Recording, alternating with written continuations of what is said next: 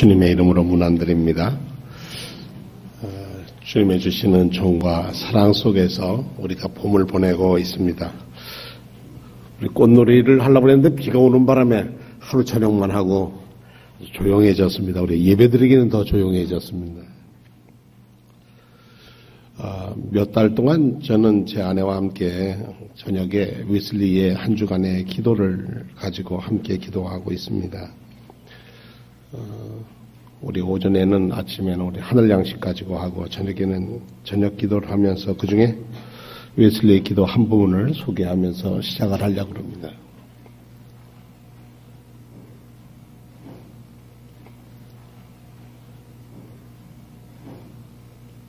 이건 조금 더 이따 나와야 할 거네요. 그럼 제가 읽겠습니다. 자연의 축복 속에서 사람의 아들이 침묵하기란 어렵습니다.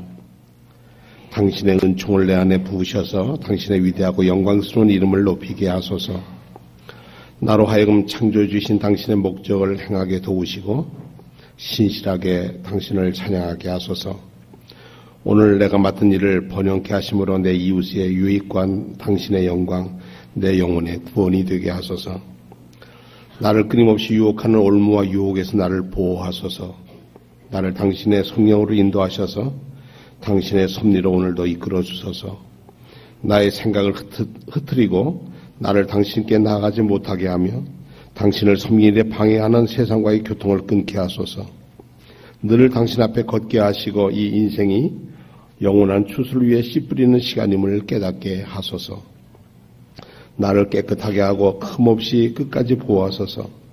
당신께서 부르신 부름의 자리에서 성실히 당신의 뜻을 수행하여 우리 구세주 예수 그리스도를 통해 나의 부르심과 선택을 굳세게 할 수 있게 하옵소서.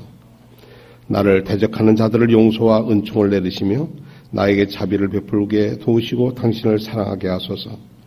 그들의 눈에서 구름이 거치게 하시고 그들의 마음을 강팍함을 녹이셔서 이웃을 자기 몸처럼 사랑할 수 있게 도우소서. 내가 나의 대적자들을 사랑함으로써 당신에게 기쁨을 드리게 하소서. 나를 저주하는 이들을 복을 주소서. 나를 미워하는 이들에게 선을 행하시고 나를 이용하고 핍박하는 이들을 위해 기도하게 하소서. 오 주님, 당신의 선하심으로 당신의 나라가 속히 임하게 하소서. 모든 교회와 더불어 우리가 우리 주 예수 그리스도로 말미암아 우리 완전 성화를 이루게 하소서. 여러 중에 이 기도문이 1733년에 썼으니까 웨슬리가 30살에 13년에 썼으니까 웨슬리가 30살에 쓴 기도문입니다. 그 기도문 중에 토요일 아침 기도 중에서 일부분을 이렇게 따왔습니다. 사람은 누구나 다 기도합니다. 종교가 다르든 어떻든 간에 기도는 다 합니다. 누구에게 기도하는가, 무엇을 위해서 기도하는가, 어떻게 기도하는가, 혹은 누구의 이름으로 기도하는가에 있어서 차이가 있습니다. 인간이라는 것이 한계적인 존재이기 때문에 인생을 살면서 부딪히는 문제 때문에 몇 번은 간절하게 기도할 때가 있습니다. 연세가 많을수록 그런 기회가 여러 번 있겠죠. 자기가 죽음의 문턱에 간다든지 절대절명의 아주 어려운 앞에 섰을 때 그때는 우리는 기도하지 않고서는 우리가 견디기가 어렵습니다. 기도에 대한 명문은 책을 해도 몇십 권이 나올 만큼 많을 겁니다. 그 중에 제가 몇 가지만 소개를 하려고 합니다. 한번 소개를 하려고 합니다. 한번 조금 좀 함께 읽어보겠습니다. 기도하지 않고 성공했으면 성공은 그것에 망친다. 스폴전이라는 사람이 하시고, 두 번째, 마른 눈을 가지고는 천국에도, 그러니까 눈물 없는 기도가 천국에 못 간다. 세 번째는 기도의 힘이다. 우리 이엠 바운즈라고 하는 아주 기도의 대가는 우리 감리교회 목사님입니다. 자, 옷을 만드는 것은 제단사의 일이고 구두를 수사하는 것은 구두장의 일이고 기도하는 것은 그리스도의 일이다. 기도의 실패자는 생활의 실패자다. 잘 기도하는 자는 잘 배운 자고 많이 기도하는 자는 많이 운 자다. 어려운 환경에서 기도하고 싶은 마음마저 없다면 우리는 짐승만도 못한 사람이 아닐 수 없다. 장로교를 만든 칼뱅이라는 사람이에요. 기도란 그리스도의 능력을 붙잡는 손이다. 늙어갈수록 기도를 더 많이 하라. 그래야 신령한 일에 냉랭해지지 않는다. 자, 그 다음에 한번 읽어볼까요? 싸움터에 나갈 때는 한 번 기도하라. 바다에 나갈 때는 2번 기도하라.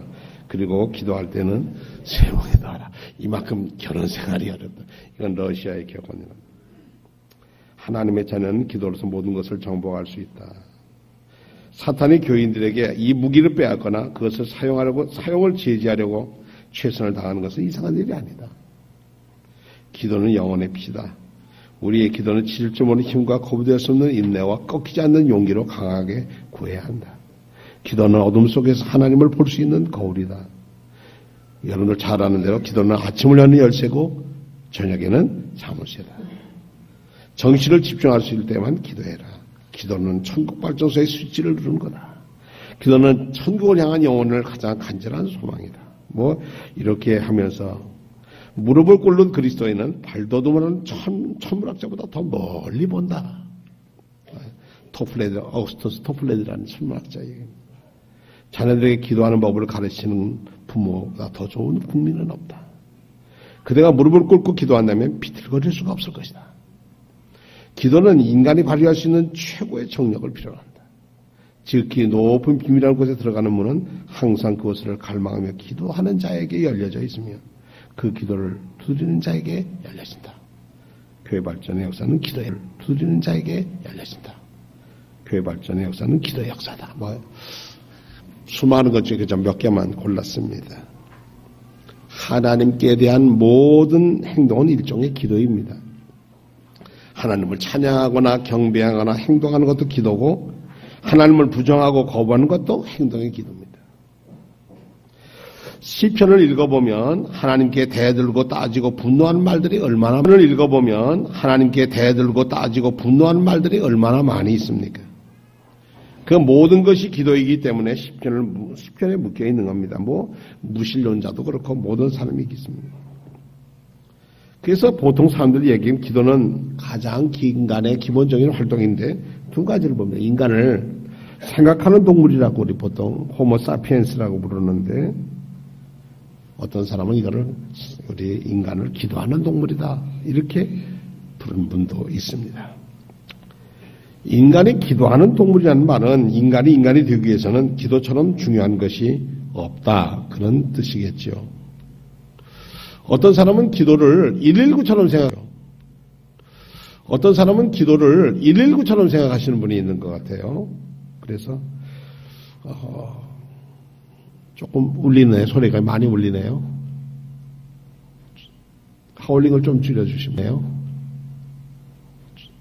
하울링을 좀 줄여주시면 좋겠어요. 그래서 어떤 사람들은 그냥 급하면 거는 데가 기도라고 생각하는 분들이 있는 것 같습니다. 여러분 119 전화 걸어보신 적 있습니까? 저는 걸어본 적이 있습니다. 왜냐하면 이웃 동네에서 불이 나서 119에 신고해 본 적이 있습니다. 인간의 삶에 있어서 가장 중요한 것 119다 이렇게 얘기하는 사람들도 있습니다. 왜냐하면 생명이 달려있으니까 그렇겠죠. 그러나 119 역할을 할 때는 있지만 그것이 기도의 전부는 아닙니다. 어떤 사람은 기도를 하나님을 조정하는 리모컨으로 생각하는 분들이 있어요. 그래서 누르면은 1번 누르면 뭐고 2번 누르면 누구 이렇게 생각하는 사람도 있습니다. 어떤 사람은 이렇게 생각하는 사람도 있습니다. 어떤 사람은 인터넷 쇼핑몰을 구하듯이 기도하면 그냥 쇼핑몰에서 물건이 오듯이 그렇게 생각하는 사람들도 있습니다.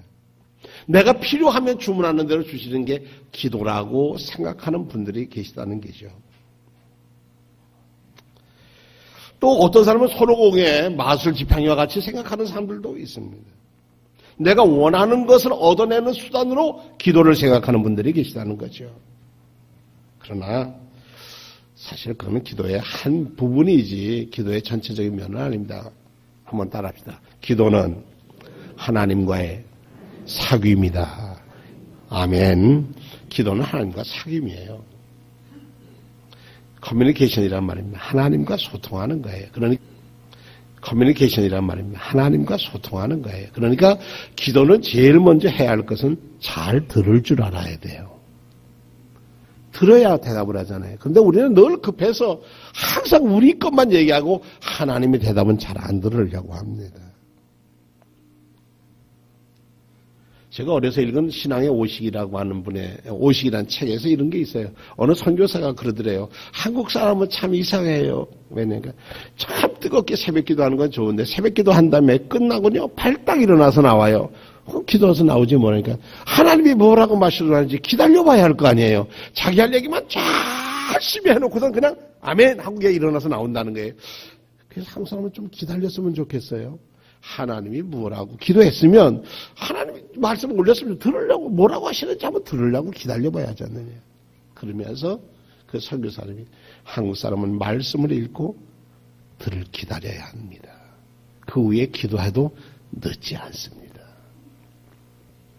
우리가 성경 통독을 하는 이유는 여러분들이 하나님의 음성을 듣기 위함이고 여러분과 교회와 이 시대를 향해서 여러분이 하나님의 말씀을 읽는 것은 하나님과 기도하기를 위한 힘이기 때문에 그러합니다.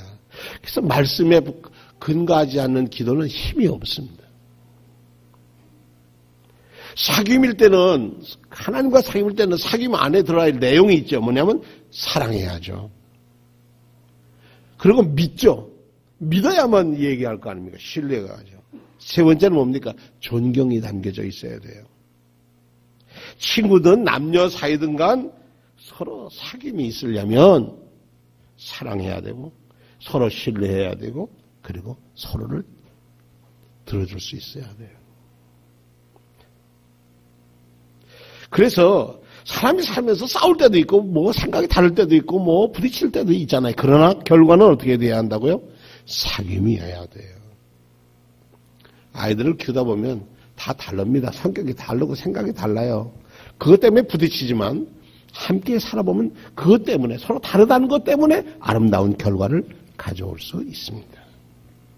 그래서 기도는 하나님과의 사귐입니다. 여러분 하나님과 잘 사귀시기다.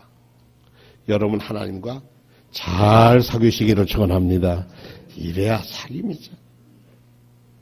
오 신실하신 주 내 아버지여 늘 함께 계시니 두려움 없네. 이거 뭐예요? 사귐이 있으니까 저는 이런 고백을 합니다. 이렇게 얘기할 수 있는 거죠.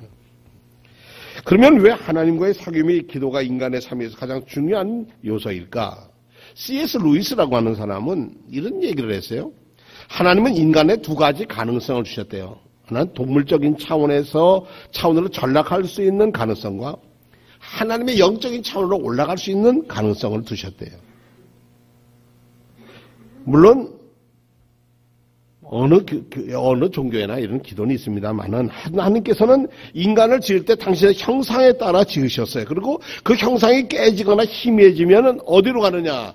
동물적인 차원으로 가서 뭐가요? 동물적인 차원으로 가서 뭐가요? 동물적인 자기 만족하는 것으로 가는 거예요. 동물적인 차원이라는 건 뭐냐면 자기 중심적인 자기 욕구 충족하는 것으로 내려가는 것이 그런 차원으로 가는 거예요. 사실 우리 세상에서 현상유지라는 말이 있지만 영적 생활에서 현상유지라는 건 없습니다. 둘 중에 하나예요. 떨어져 가든지 엘리베이션 올라가든지 둘 중에 하나예요. 몰락하든지 올라가든지. 그러면 여러분 저나 올라가든지. 그러면 여러분 저나 여러분의 지금 우리의 영적 생활이 여러분 보시기에는 지금 올라가고 있는 쪽입니까? 아니면 내려가고 있는 쪽입니까? 우리 찬송가에 이런 모습을 잘 보여주는 찬송이 있습니다. 우리 한번 불러보겠습니다. 425장 불러보시겠습니다.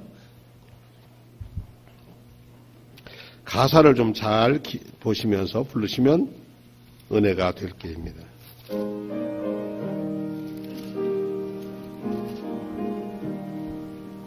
주님의 뜻을 이루소서 고요한 중에 기다리니 진흙과 같은 날 빚어서 주님의 형상 만드소서 주님의 뜻을 이루소서. 주님 말 앞에 엎드리니 너의 맘속을 살피시사 눈보다 이게 하옵소서. 주님의 뜻을 이루소서. 병들어 몸이 피곤할 때 권능의 손을 내게 펴사 강건케 하여 주옵소서. 주님의 뜻을 이루소서. 너를 주장하사 주님과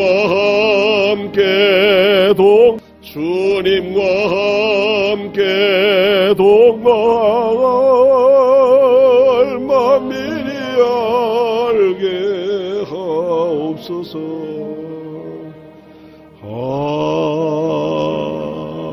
아멘.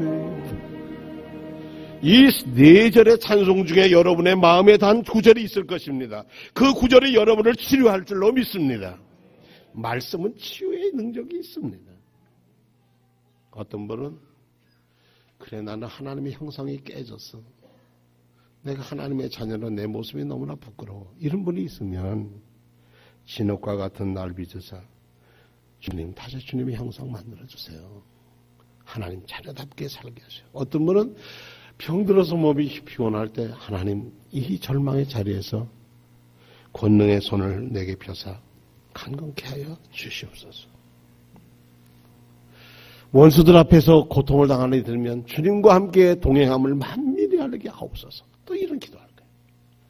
넉절로 된 찬송이지만 이 안에 담긴 기도는 뭐예요? 뭘 이루어달라는 거예요? 주님의 뜻을 이루어달라는 기도죠. 내 뜻이 이루어지십시오라고 하는 얘기가 아니라 주님이 저희를 향한 뜻을 이루어지기를 원합니다. 그런 찬송이에요. 근데 우리는 언제나 내 뜻이 주께 상달되기를 원합니다. 저도 그런 기도 얼마나 많이 했는지 몰라요. 사람이 상승하지 못하면 짐승적으로 갑니다. 중세기 16세기 프랑스에 전해오는 동화가 있는데 한 왕자가 아름다운 성에 살았는데 늙은 마법사가 지나가다가 잠잘 자리가 없어서 장미꽃을 주면서 왕자에게 나 하룻밤만 재워줬으면 좋겠다고 그랬더니 이 왕자가 내쫓았어요. 그래서 이 마법사가 거기에 화를 냈대요. 그래가지고 왕자를 짐승처럼 흉하게 만들었대요. 짐승처럼 야수로 만들었대요. 그러면서 뭐라고 했냐면 당신이 21살 될 때까지 그러면서 뭐라고 했냐면 당신이 21살 될 때까지 한 여자의 사랑을 받지 못하면 평생을 이렇게 야수처럼 사랑해야 할 거다. 그걸 가지고요. 이 시대에 와서 다시 만든 영화가 미녀와 야수예요. 동화의 얘기를 바꾼 거죠. 결국 벨이라고 하는 여자와 야수와 나중에 싸우다 어떻게 되죠? 눈물 흘리고 싸우다가 사랑을 고백하게 되면서 사랑을 받으면서 멋진 왕자가 바뀌었다. 인간성의 회복은 어디 있다고요? 사랑에 있다. 요즘 3D로 만들어서 나온다고 그래요. 삶의 가장 가치는 어디 있느냐? 주님의 뜻이 이루어지는 것인데 주님의 뜻은 뭐냐면 사랑이 이루어지는 것이에요. 근데 사랑은 부끄러움이 없어야 하는 거예요. 둘이 에덴 동산에 있었는데 부끄러움이 없어서 가리지도 않았다고 그랬어요. 왜냐? 신뢰가 그만치 깊었다는 거죠. 제가 오늘 랍비들이 읽는 타루금 창세기를 읽었는데 창세기에 아브라함이 아들을 데리고 모리아산에 올라가는데 둘이 걷되 하나처럼 걸었다. 한 마음처럼 걸었다는 거예요. 아버지와 아들이 지금 제사를 드리러 올라가는데 둘이 아버지와 부자지간에 한 마음이었다는 거예요. 이런 신뢰가 있었구나. 아버지가 야 네가 좀 재물이 돼야 되겠다. 그러면 예. 그리고 순종함에 신뢰가 아버지에 대한 신뢰가 있었다는 거예요. 그런데 여러분들의 가정은 어떻습니까? 부부지간에 자녀지간에 이렇게 보면서 얼마큼의 신뢰가 있습니까? 하나님의 뜻이 실현된 곳이 천국이라고 우리는 믿고 고백을 합니다. 동물적인 수로 떨어졌던 그 야수가 사랑을 깨닫게 되고 그 거친 사람이 뭘로 배워 다시 왕자가 그 거친 사람이 뭘로 배워 다시 왕자가 야수가 왕자가 되니까 모든 게 그 성에 있던 것이 모든 게 다 회복이 되는 거예요. 바꿔 얘기하면 한 사람은 당신이 나 자신이 변하면 세상이 바뀐다는 거예요. 내가 안 바뀌고 바꾸어 더 쉽게 얘기하면 내가 사랑하지 않으면 세상은 변화되지 않나. 사랑만이 세상을 변화할 수 있는 능력이라는 거예요. 그것이 동화예요. 그 동화 속에서 우리는 수많은 것을 깨닫게 해요. 영국의 오스카 와일드 같은 사람도 행복한 왕자가 동상이 있는 왕자가 눈을 빼고 제비하고 얘기했다는 얘기, 그거 다 뭡니까? 사랑이 제비하고 얘기했다는 얘기, 그거 다 뭡니까? 사랑이 실천되는 곳에 하나님은 역사하신다. 거기에 뭐가 나오냐? 생명으로 바꾼다. 왕자는 녹여져가지고 쓸모없는 왕자, 이거 흉물이야. 가서 용광로에 다 넣었지만 하나는 녹지 않았다. 그것은 뭐가 녹지 않았다고요? 왕자의 심장은 녹지 않더라. 오스카 와일드는 그렇게 사람들에게 얘기하고 있는 거예요. 뜨거운 사랑의 심장이 세상을 변화시킨다. 사랑이 세상을 변화시킨다.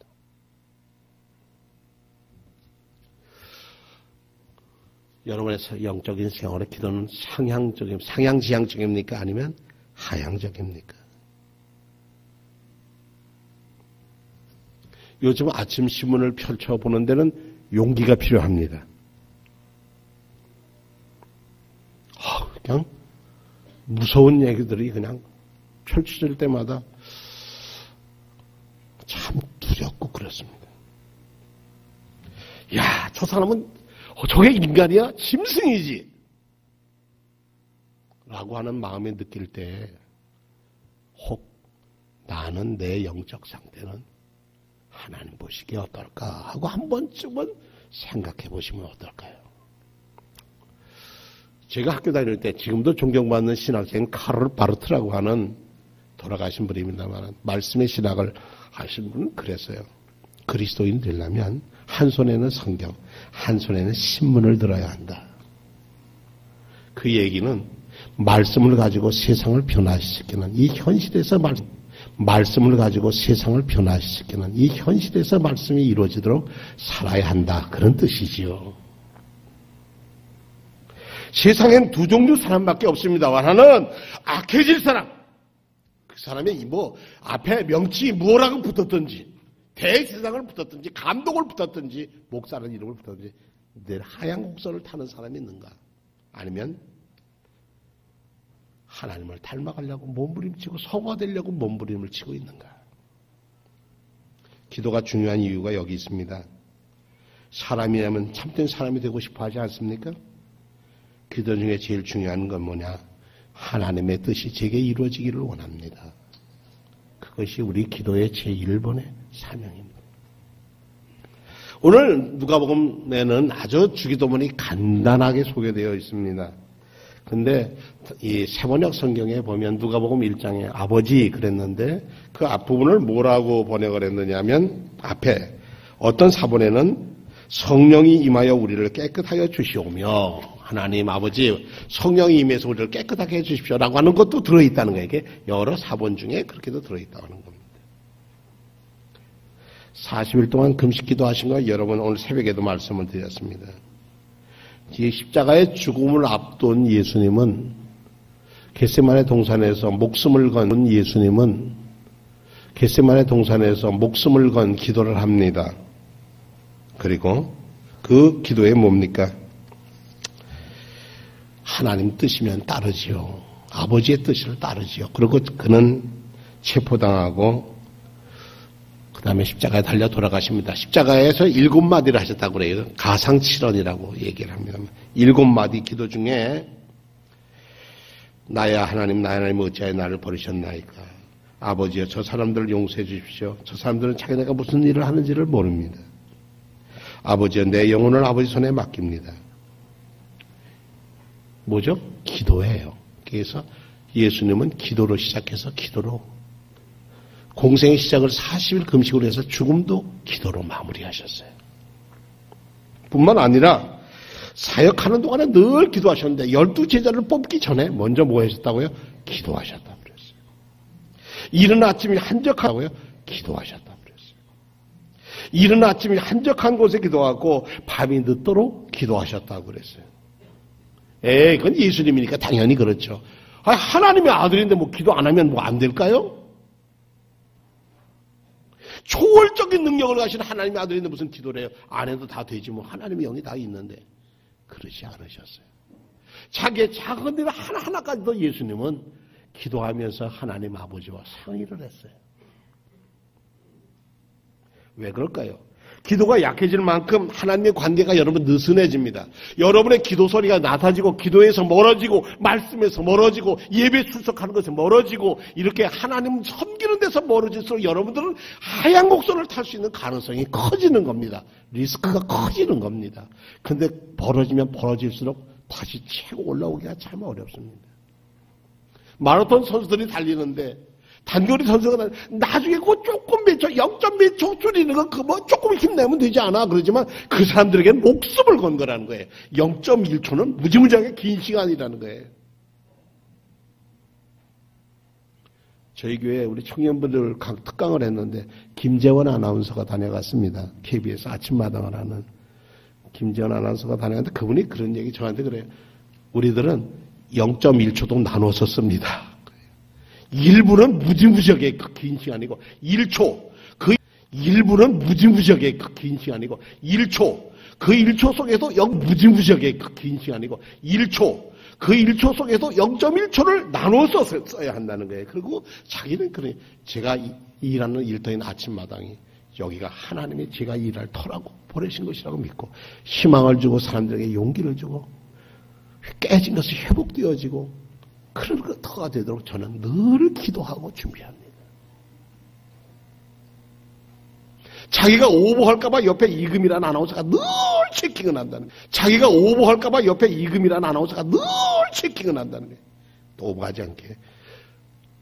하나님을 믿는 사람은 자기가 하나님, 예수님, 성령님 이름 안 드러내도 자기는 어디로 가는 거예요? 하나님을 전하는 전도의 자리가 거기라고 믿는다는 거예요.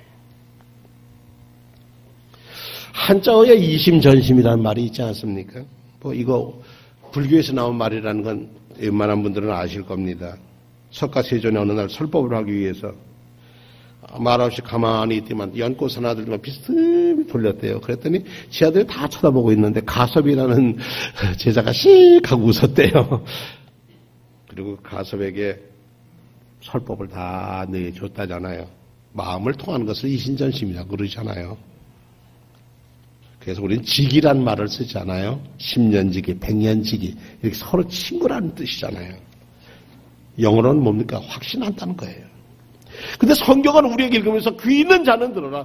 귀 있는 자는 성령이 들을 귀 있는 사람은 들어라. 이런 말씀은 뭡니까? 나와 너하고 소통하고 싶다 하는 주님의 말씀이잖아요.